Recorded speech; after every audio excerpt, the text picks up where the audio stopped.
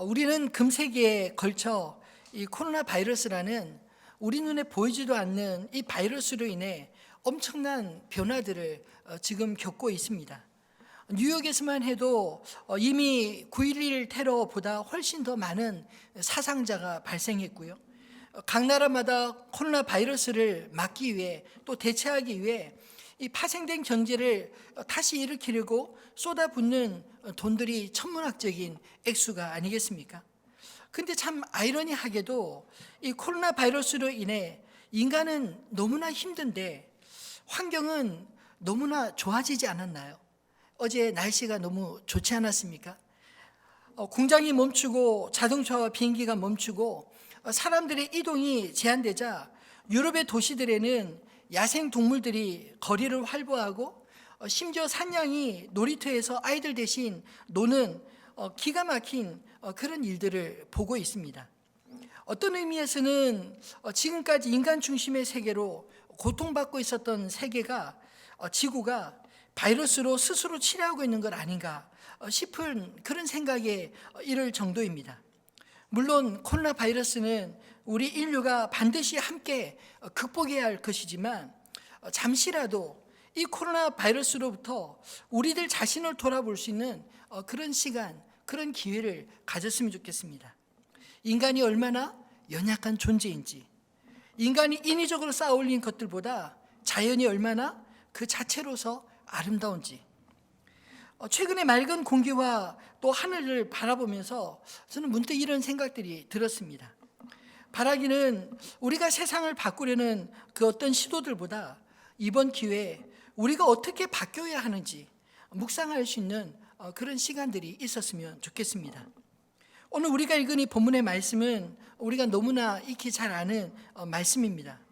예수님과 사마리아 여인의 대화 속에 어떤 이야기들이 오고 갔나요? 이 대화를 자세히 읽어보면 마치 동문서답 혹은 딴소리처럼 들리기도 하고 혹은 선문답 하는 것처럼 어렵게 느껴지지도 않으신가요? 근데 예수님의 이 말씀을 가만히 자세히 따라가다 보면 정말 예수님은 탁월한 그런 상담가 카운셀러라는 그런 생각이 지울 수가 없습니다. 이 여인과의 오늘 본문의 이 짧은 대화 속에서 이 여인의 문제가 무엇인지 그리고 이 여인의 필요가 무엇인지 주님은 아실 뿐만 아니라 그 해결 방법까지 일러주고 계시기 때문입니다. 사실 문제 없는 사람은 없지 않나요? 근데 문제가 있지만 그 문제를 정확하게 파악하지 못하면 얼마나 답답한지 모릅니다. 예를 들어서 몸이 아프고 열이 나는데 이게 감기인지 아니면 코로나19인지 알지 못하면 얼마나 답답한가요? 정확하게 진단받을 수 있는 것이 참 감사하지 않습니까? 그런 의미에서 오늘 말씀에서 이 사마리아 여인을 통해 주님께서 우리를 진단하시고 치유하심을 발견할 수 있게 되기를 소망합니다. 아무도 만나고 싶지 않아 사람들이 없는 대낮에 오늘 본문에 6시라고 이야기하는데 이 히브리의 시간을 우리가 잘 이해하려면 그 히브리 시간에 더하기 6을 하면 됩니다. 이 6시는 지금 시간으로 치면 대낮 12시 정오이지 않겠습니까? 보통 이 더운 나라에는 이 대낮에는 사람들이 이동이 별로 없습니다. 물을 떠러 가는 것은 보통 이른 아침이나 혹은 해가 저물 무렵 좀 시원해질 때 사람들이 물을 떠러 다니지 이 여인처럼 대낮에 물을 떠러 가는 것은 그 시대뿐만 아니라 요즘에도 익히 볼 수 있는 풍경은 아니었던 것이죠. 그런데 이 여인은 아무도 없는 대낮에 우물가에 물을 기르러 왔다는 것입니다. 그런 면에서 이 여인이 자신감이 없는 그리고 상처가 많은 그런 모습들을 우리가 볼 수 있지 않을까요? 이 여인의 문제는 예수님과의 이 짧은 대화 속에서 어렵지 않게 찾아볼 수 있습니다. 물을 좀 달라 하시는 주님의 요청에 9절을 보면 이 여인의 차가운 응답을 우리는 들을 수 있지 않습니까? 아니 당신은 유대인으로서 어찌하여 사마리아 여자인 나에게 물을 달라 하나이까? 이 표현은 당신들은 우리 같은 사마리아 사람들 상종도 하지 않지 않습니까? 근데 왜 나한테 물을 달라고 하십니까? 당신이 스스로 떠먹으시오. 이런 뜻이죠. 유대인에게 차별받는 사마리아인이라는 그런 피해의식, 이 짧은 말투에서 여인에게서 느껴지지 않나요? 만약 상처가 없다면 그냥 물을 기를 그릇도 없는 예수님이 지나가는 나그네가 물 좀 주시오 하면 그냥 떠서 주는 게 그렇게 어려운 일은 아니지 않습니까? 그럼에도 불구하고 이 여인에게 있는 상처는 예수님의 말을 고깝게 받고 받아치게 만든 것입니다. 그러나 예수님은 이 여인과의 대화를 끝내지 않으시고 계속 이어가셨습니다. 본문에 보면 특별히 이 여인의 여인 안에 있는 문제들을 하나하나 엿볼 수 있습니다. 11절에 보면 주여 물 기를 그릇도 없고 이 물은 깊은데 어디서 당신이 그 생수를 얻겠사옵나이까? 또 당신이 야곱보다 더 크니까? 15절에 주여 그런 물을 내게 주사 목마르지도 않고 또 여기 물 기르러 오지도 않게 하옵소서. 겉으로는 주여 주여 이야기하고 있지만 속으로는 사실 이 내용을 가만히 보면 예수를 무시하고 조롱하는 투의 말을 하고 있는 게 아닐까요? 예수님께서 내가 너에게 물을 달라고 하는 이가 누구인 줄 알았다면 내가 그에게 구하였을 것이요 그가 생수를 내게 주리라 이렇게 말하고 있지만 이 여인은 그게 고지곳대로 들리지 않았습니다. 그래서 당신은 물 기를 그릇도 없고 또 이 물은 깊은데 어디서 그런 생수를 얻겠느냐? 당신이 이 야곱의 우물보다 우물을 만든 야곱보다 더 큰 사람입니까? 주여 만약 그런 능력이 당신에게 있다면 그런 물을 내게 줘서 목마르지도 않고 여기 물기를 오지도 않게 해주십시오.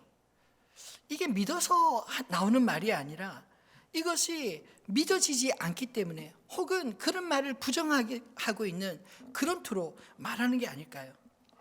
이에는 상처가 참 많은 것 같습니다. 그런 상처들이 사람들을 고지곳대로 보지 못하고 의심하게 만들고 그 말을 믿지 못하게 만든 것 아닐까요? 이런 여인의 상처를 주님은 정면으로 마주하셨습니다. 16절에 뜬금없이 가서 내 남편을 좀 불러오라 이렇게 물었습니다. 영원히 목마르지 아니하는 물을 기대한 여인에게 갑자기 남편을 데려오라 하는 이 말에 여인은 나는 남편이 없습니다 라고 대답하고 있습니다. 근데 예수님이 이어진 말씀은 충격적이었습니다. 이 여인을 처음 만났는데 이 여인이 꽁꽁 숨기고 싶은 자신의 과거를 주님은 마치 훤히 다 알고 계시고 보고 계신 것처럼 그 여인 앞에 드러내고 있기 때문입니다. 17절과 18절에 보면 내가 남편이 없다는 말이 옳도다. 너에게 남편 5이 있었고 지금 있는 자도 내 남편이 아니니 내 말이 옳도다. 그러니까 5 더하기 1, 6명의 남편이 있었지만 실제로 이 여인의 남편이라고 할 만한 사람이 하나도 없었다라는 것을 지적하시면서 옳도다라고 말하고 있는 것입니다. 이 여인의 진짜 문제는 무엇이었을까요?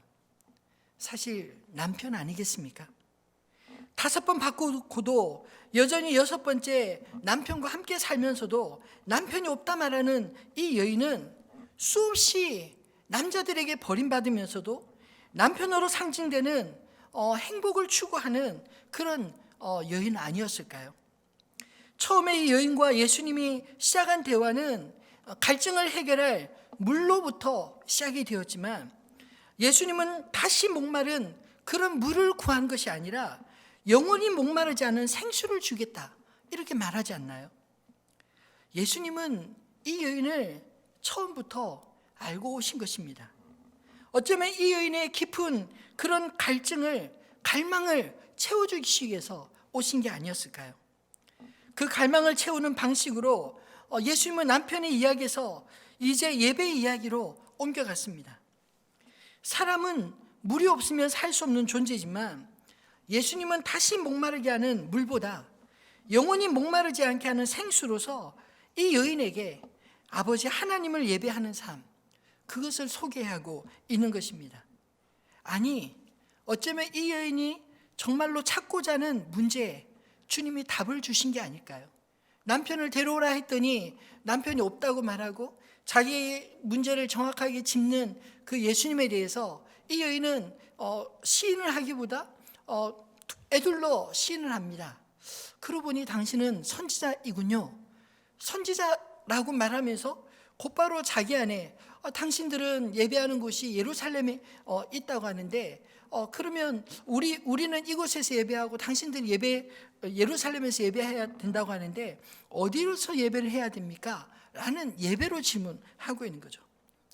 그것은 이 여인 안에 어쩌면 꽁꽁 숨겨두었던 그런 찾고자 하는 질문에 답을 주님이 주신 게 아닐까요? 저는 오늘 예수님과 이 여인과의 오고 가는 대화들을 통해서 우리 인생의 궁극적인 질문들, 우리 인생의 궁극적인 인생의 답들을 찾게 될 수 있기를 진심으로 소망합니다. 영원한 생수의 근원 되신 하나님 아버지, 그분을 만나고 그분을 예배하는 그런 인생이 바로 이런 인생의 목마름을 해결하는 궁극적인 그런 방법이 아닐까요? 그렇다면 오늘 말씀에서 예수님께서 후반부에 이 여인과 예배에 대한 토론을 하시는데 이 예배에 있어서 중요한 것은 무엇일까요?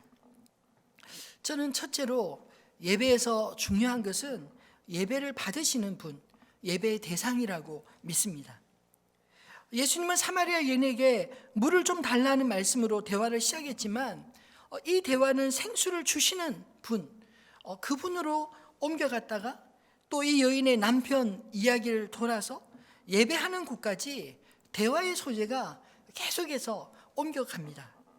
어떻게 보면 중구난방으로 대화를 하는 것 같아 보이지만 사실 이 대화의 주도권을 쥐고 계신 주님께서 피의식과 상처로 말을 받아치는 여인을 예배의 주제까지 스스로 찾아갈 수 있도록 하신 것이 목사인 제가 보기에 참 기가 막힌 화법처럼 보였습니다.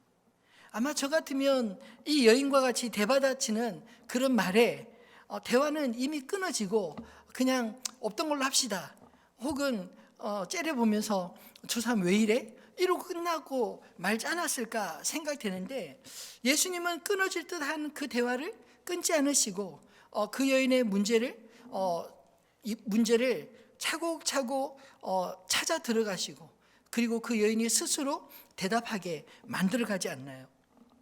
근데 주님은 이 여인과의 대화를 이처럼 놓지 않으신 이유가 뭘까요? 이 여인은 예수님을 관심 있게 보지 않았지만 어쩌면 예수님은 일부러 유다에서 갈릴리까지 가는 길에 남들이 지나치기 꺼리는 이 사마리아를 통과하신 이유가 아무도 관심 갖지 않았던 이 한 여인을 만나기 위함 아니었을까요? 실제로 본문에 보면 이 여인을 만난 이 여인과 대화하는 것이 사마리아를 통과하는데 가장 중요한 사건으로 다루고 있기 때문입니다. 유대인이라면 사마리아인들에게 대화를 걸지도 않았을 텐데 예수님은 먼저 이 사마리아 여인에게 대화를 걸어오셨습니다. 거칠게 말을 받아치는데도 예수님은 차분히 이 여인에게 내가 만일 하나님의 선물과 또 내게 물 좀 달라는 이가 누구인 줄 알았더라면 내가 그에게 구하였으려 그가 생수를 내게 주었으리라 그렇게 말하고 있습니다. 이 여인은 눈치를 채지 못했지만 예수님은 이 여인에게 사실은 그가 그토록 갈망했던 하나님의 선물 아니었을까요? 이 여인에게 물을 좀 달라 했지만 사실은 이 여인에게 영원히 목마르지 않을 생수를 줄 수 있는 유일한 분이라는 말씀입니다. 물로 시작된 이 대화의 끝은 예배로 이어졌고 그리고 이 여인 마음속에 있는 깊은 곳에 갈망을 드러냈습니다. 복음서에서 아니 성경 모든 것을 통틀어서 저는 예배에 대한 가장 위대한 말씀, 정확한 말씀이 왜 이 본문 속에 특별히 사마리아 여인에게 굳이 주님께서 말씀하셨을까? 이런 생각 들지 않으시나요? 예수님 시대에 예배에 대한 정의를 제자들에게 먼저 설명하고 가르쳐야 되지 않습니까? 아니 그 시대에 정말로 예배를 잘 드린다고 하는 자부하던 그런 바리새인들과 예배를 설명하고 그들을 가르치는 것이 더 합당해 보이지 않나요? 근데 주님은 굳이 아무도 찾지 않는 그 사마리아로 가셔서 사람들에게 손가락질 당하는 이 여인을 직접 찾아가시고 예배를 설명하는 것이 어떤 의미에서 참 이해가 되지 않는 그런 부분 아닌가요? 근데 저는 오늘 본문의 25절 말씀, 이 여인의 말을 묵상하면서 주님이 왜 이 여인을 찾아갔는지 알 것도 같습니다. 겉으로 보기에는 이 여인이 하나님과 상관없는 자 같고 예배와 상관없는 여인인 것 같아 보이지만 자신의 못난 과거를 들추시는 주님 앞에 예배의 화두로 돌려 이야기하는 이 여인은 사실 자신의 영적인 깊은 갈증, 그 갈망을 하나님께 묻고 있었던 것입니다. 25절 말씀을 한번 25절과 26절 말씀 한번 같이 읽어볼까요? 여자가 이르되 메시아 곧 그리스도라 하는 이가 오실 줄을 내가 아노니 그가 오시면 모든 것을 우리에게 알려주시리라. 예수께서 이르시되 내게 말하는 내가 그라 하시니라. 아멘. 이 여인 안에 어떤 갈망이 있었는지 느껴지지 않으시나요? 이 여인은 메시아를 갈망하고 있었습니다. 메시아 곧 그리스도라는 이가 오실 줄을 누가 안다고요? 다른 사람이 아는 게 아니라 내가 압니다. 그가 오시면 내가 그토록 묻고 싶었던 그 모든 것을 나에게 알려주실 줄 내가 압니다. 이렇게 물었던 것입니다. 그렇게 고백하고 있는 것입니다. 그리고 그 고백을 듣자마자 예수님은 내가 말하는 내가 바로 네가 그토록 기다리던 메시아 곧 그리스도다. 이렇게 자신을 드러내 주신 것입니다. 주님은 이 여인의 깊은 갈망 그리고 깊은 질문에 대해 답하기 위해 오신 게 아닐까요? 하나님은 영이시니 예배하는 자가 영과 진리로 예배할지니라 말씀하시는데 이 말씀은 주님께서 이 여인의 외모와 형편을 보신 것이 아니라 자신의 삶에 무엇이 잘못되었는지 깨닫기 원하는 이 여인의 질문에 답을 주고 계셨던 것입니다.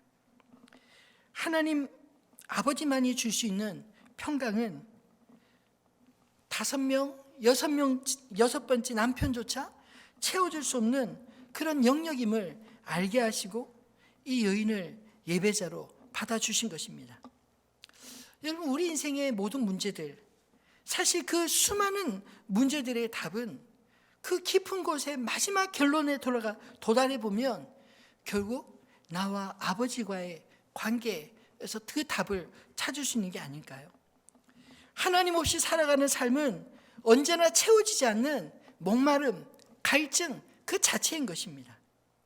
이 여인이 그토록 그 남편을 6번째 바꿔가면서도 그 여인의 가슴 속에 채워지지 않는 그런 갈증, 그 목마름은 사실은 하나님을 만났을 때 오실 메시아 그리스도께로부터 만났을 때 비로소 확증되고 비로소 채워질 그런 갈망이 아니었겠습니까? 바라기는 하나님 아버지가 찾으시는 그런 예배자가 다 되시기를 주님의 이름으로 축원합니다. 우리 인생의 목마름이 참으로 주님 안에서 해결되는 우리 인생의 모든 문제들이 오늘 이 여인이 고백하고 있는 것처럼 메시아 곧 그리스도라 하는 이가 오실 줄을 내가 아노니 그가 오시면 모든 것을 우리에게 알게 하시리다. 주님만이 내 문제의 답이 되신 줄 믿습니다. 주님만이 내 인생의 모든 질문에 답을 주실 수 있는 분이시기에 나는 그 주님을 기다립니다. 그런 여인의 갈망에 주님께서 직접 응답해 주신 게 아닐까요? 사랑하는 성도 여러분, 저와 여러분 안에 이런 영적인 깊은 갈망이 있기를 주님의 이름으로 축원합니다. 두 번째로 예배에 있어서 중요한 것은 무엇인가요? 예배를 드리는 바로 그 사람인 것입니다. 사마리아 여인은 자신의 수치를 회피하기 위해서였는지 자신의 과거를 말씀하시는 예수님의 말에 반박도 하지 못하고 도리어 주여 내가 보니 선지자로소이다 라는 대답으로 자신의 삶의 문제들을 긍정하였습니다. 근데 자신이 선지자로 여기는 예수님께 던진 질문은 뜻밖에도 20절에 예배에 대한 질문이었습니다. 우리 조상들은 이 산에서 예배하였는데 당신들의 말은 예배할 곳이 예루살렘에 있다 하되이다. 무슨 말인가요? 나도 당신처럼, 선지자인 당신처럼 하나님을 만나고 싶고 내 인생의 그 숱한 질문에 대해서 하나님께 묻고 싶고 그리고 그 대답을 듣고 싶은데 내가 예배하는 곳에서도 당신이 만나는 하나님을 만날 수 있습니까? 라는 그 질문 아니겠습니까? 나도 하나님께 예배하고 싶은데 예배할 곳이 만약 예루살렘이라면 너무 멀어서 가기가 어렵습니다. 하소연같이 들리지 않나요? 그런 투정마저도 주님은 어여삐 여기시고 장소가 아닌 때를 강조하고 계십니다. 21절로 24절 말씀에 예수님이 이 여인에게 들려준 답이 그것 아닌가요? 한번 같이 읽어보겠습니다. 예수께서 이르시되 여자여 내 말을 믿으라. 이 산에서도 말고 예루살렘에서도 말고 너희가 아버지께 예배할 때가 이르리라. 너희는 알지 못하는 것을 예배하고 우리는 아는 것을 예배하노니 이는 구원이 유대인에게서 남이라. 아버지께 참되게 예배하는 자들은 영과 진리로 예배할 때가 오나니 곧 이때라. 아버지께서는 자기에게 이렇게 예배하는 자들을 찾으시느니라. 하나님은 영이시니 예배하는 자가 영과 진리로 예배할지니라. 아멘. 여러분, 이 말씀처럼 예배에 대해서 명확하게 설명한 말씀 성경에 있나요? 예배에 있어서 정말 중요한 것이 무엇이라 말씀하십니까? 예배에 있어서 정말 중요한 것은 장소가 아니라 말씀하십니다. 예배를 받으실 주님이시고 그 주님이 바로 지금 이 시간 이 여인 앞에 있음을 알게 해주고 계신 것입니다. 예배할 때가 오나니 곧 이때라 라고 말씀하시면서 사실은 지금 그 앞에 서 있는 주님이 바로 그가 찾고 있는 예배의 대상이요, 그리고 찾고 있는 진심으로 예배를 드려야 할 그런 예배의 대상임을 말씀하고 있는 것이죠. 그리고 그 여인의 예배를 받으실 주님은 장소보다 때보다 예배하는 자를 찾으시는 분이시다, 그렇게 말씀하고 있습니다. 영상 예배를 드린 지 벌써 2개월이 되었습니다. 여러분, 예배 드리기 참 힘드시죠? 저도 영상 예배를 집에서 아이들과 함께 예배 드리는데 참 힘들다라는 생각이 듭니다. 한 두 달을 지켜보면서 저 자신의 그 영적인 현 주소도 다시금 돌아보는 그런 기회가 되는 시간들이라 생각합니다. 비록 장소는 우리가 함께 모여서 공동체 예배를 드리지 못하고 가정에서 각자가 드려지지만 그럼에도 불구하고 그곳에서도 하나님을 만날 수 있는 줄을 믿으시기를 바랍니다. 마태복음 18장 20절의 말씀에 두세 사람이 내 이름으로 모인 그곳에 나도 너희와 항상 함께 있느니라 말씀하지 않습니까? 사랑하는 성도 여러분, 참으로 주님은 예배하는 자를 찾으십니다. 어느 곳에든지 하나님 앞에 간절한 목마름으로 오늘 이 사마리아 여인과 같이 하나님을 향한 그런 질문, 하나님을 향한 갈망, 그리고 하나님을 향한 갈증에 있을 때 주님은 이 여인에게 찾아오시듯 우리에게 찾아오시는 줄 믿으시기를 바랍니다. 많이 숫자가 아닐지라도 우리가 주님 앞에 두세 사람이 진심으로 주님의 이름으로 모이고 주님의 이름으로 찬송하고 주님의 이름으로 기도하며 주님이 그 예배 가운데 함께 하시는 줄 믿습니다.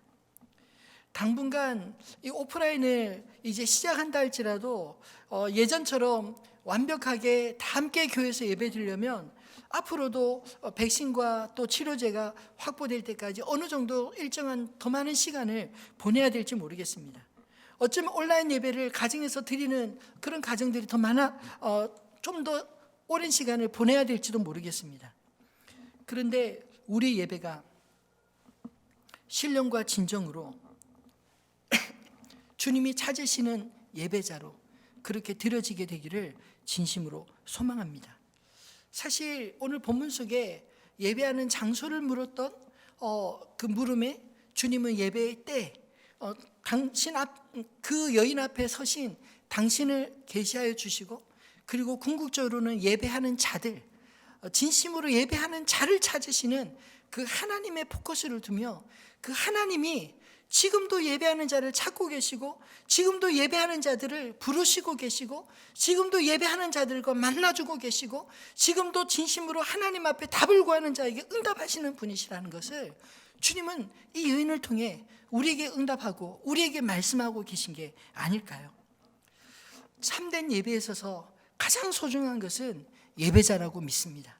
하나님을 향한 갈망, 하나님을 향한 신뢰, 오직 주님만이 내 인생의 모든 질문에 답을 줄 수 있는 분이라는 이 여인의 고백처럼, 그래서 그 그리스도를 내가 기다린다, 그리스도를 내가 오실 것을 내가 믿는다, 이렇게 고백하고 믿었더니 주님이 이 여인에게 찾아오셨던 것처럼 오늘 저와 여러분에게도 이런 믿음이 필요하지 않을까요? 이런 예배자의 모습으로 주님 앞에 서야 되지 않겠습니까? 그러면 어느 곳에 있든지 주님이 그를 찾아주시고 만나줄 줄 믿습니다. 우리 인생에 풀리지 않은 그 수많은 문제들에 대해 주님이 해결해 주실 줄로 믿습니다. 그런 은혜의 간증들이 저와 여러분 안에, 이 사마리아 여인이 예수를 만나고 난 이후에 곧바로 사마리아 자기 동네로 달려가서 나의 모든 것을 말한 이 사람을 와 보라 라고 떠들며 다니며 자신의 이 예수를 만난 그 생생한 그 감동을 전하였던 것처럼 저 여러분 안에 이 생생한 감동, 이 생생한 은혜가 넘치기를 주님의 이름으로 축원합니다. 말씀을 맺겠습니다. 사랑하는 성도분, 하나님은 지금도 자신을 향하여 영과 진리로 예배하는 자를 찾으시는 분이심을 믿으시기 바랍니다. 비록 사람들에게는 오해받고 지탄을 받는다 하여도 오직 그리스도께서 모든 것을 아시기에 우리는 인내하며 우리의 있는 자리에서 주님을 찾고 주님을 기다리는 게 아닐까요?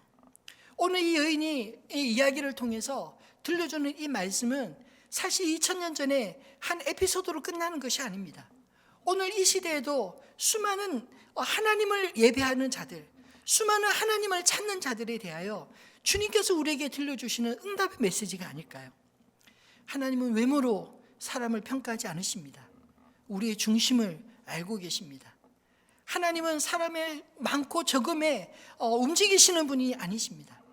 비록 산골짜기, 오늘 사마리아의 그 대낮에 우물가에 물기를 온 한 여인을 주님이 친히 찾아가셔서 만나 주심과 같이 주님은 그런 예배자, 간절한 주님을 향한 그런 갈망을 가진 예배자를 주님은 지금도 찾아가시는 줄로 믿습니다.